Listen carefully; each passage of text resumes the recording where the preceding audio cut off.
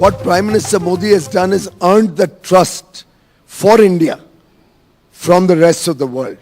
And that trust is certainly the defining factor of our G20 presidency.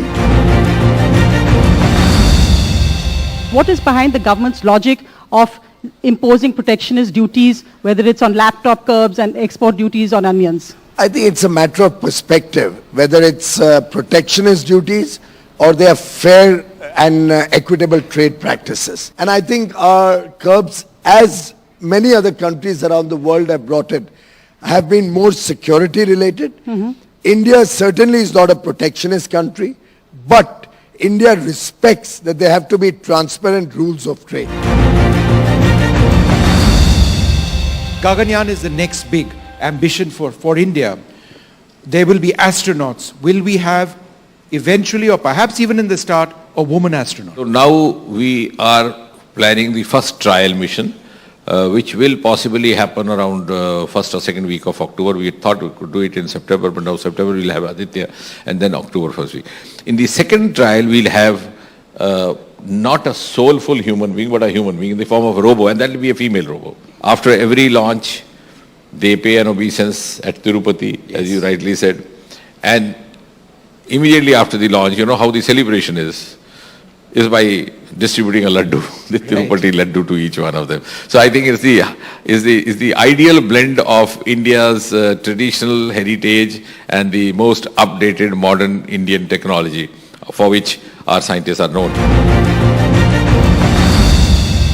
We took it to the people of India, and every single citizen of India was involved in G20 in some manner or the other. In 2047, India will be providing close to 28 to 30% of the skilled manpower to the world. There'll be Indian general managers in five-star hotels, there'll be Indian electricians, Indian plumbers, all over the world. Indians will be capturing the world.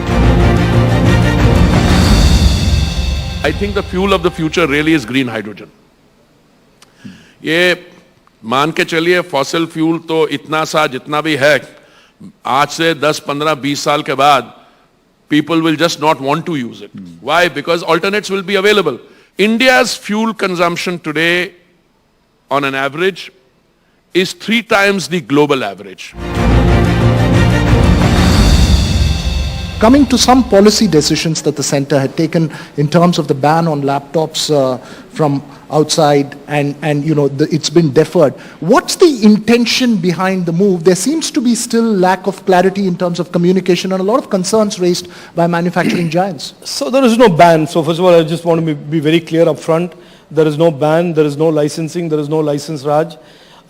Unfortunately, I think the communication of what we did wasn't the best and the most perfect. For misinformation is unfortunately today one of the biggest harms and challenges for all democratic societies. We believe AI is a force for good. We have publicly said as a government that AI is a kinetic enabler of our digital economy, and we have a goal of $1 trillion digital economy, and AI will be a significant part of that. Now, having said that, like I said, if you marry misinformation and the threat of misinformation and the power of AI to take misinformation to another level altogether. Today my capacity, non-fossil fuel capacity is 43% in capacity terms, 43%. And that's why in Glasgow we upped our ambition and said that by 2030 we will have 50% of our capacity coming from non-fossil fuel sources. And believe you me, I mean, I'm very close, I'll be very close to achieving that, give a year or so. And by 2030, I will have 65% of my capacity coming from non-fossil fuel sources. Emissions intensity we have reduced. We had pledged that by 2030, we will reduce our emissions intensity by 33%, despite the fact that our emissions intensity, as I said, per capita emissions are one of the lowest in the world. And we achieved that in 2022. My sense was, because I tried to move around as much as possible in Srinagar myself. I went on the Jhelum walk, I went on the Dal, we went to various parts of Srinagar. And I also talked to people across the board. And what I found was that people said, look, we've never had this sort of international event. People were supportive of that G20 process. And the one thing we heard from a lot of people was Please do more of these international events. We need this sort of attention. And today, I think we will have completed 200 meetings in about 60 cities. I mean, by the time we finish our presidency, we would have completed that record. 60 cities of India have hosted G20 meetings. I think no other country in the G20 has even come close to that record.